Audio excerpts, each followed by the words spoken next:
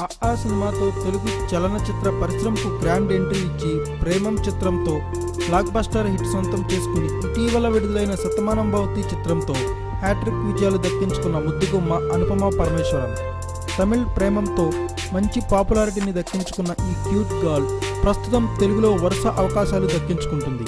ఇండస్ట్రీకి ఎంట్రీ ఇచ్చిన కొద్ది కాలంలోనే అచ్చమైన తెలుగును ముద్దుగా పలికే అనుపమకి టాలీవుడ్లో మంచి క్రేజే ఉంది. అయితే తనకు అక్షరాలు నేర్పిన తమిళ ఇండస్ట్రీ కంటే తనకు వరుస హిట్స్ అందించిన తెలుగు ఇండస్ట్రీ మీదనే ఈ అమ్మడికి మక్కువ ఎక్కువట. ఇప్పటికే వరుస సినిమాలకు సైన్ చేసిన అనుపమ ప్రస్తుతం హైదరాబాదును విడిచిపెట్టి వెళ్లడం లేదట. అయితే అనుపమ హైదరాబాదును విడిచిపెట్టకపోవడానికి మరో గట్టి కారణం ఉందంటున్నాయి ఇండస్ట్రీ వర్గాలు. టాలీవుడ్కు చెందిన ఓ స్టార్ హీరో ప్రేమ మత్తులో అమ్మడు మునిగి తేలుతుందట. ఇంతకీ ఆ స్టార్ హీరో ఎవరో తెలుసా? ఇంకెవరండి, టాలీవుడ్లో వరుస హిట్స్తో మంచి ఫామ్లో ఉన్న శర్వానంద్.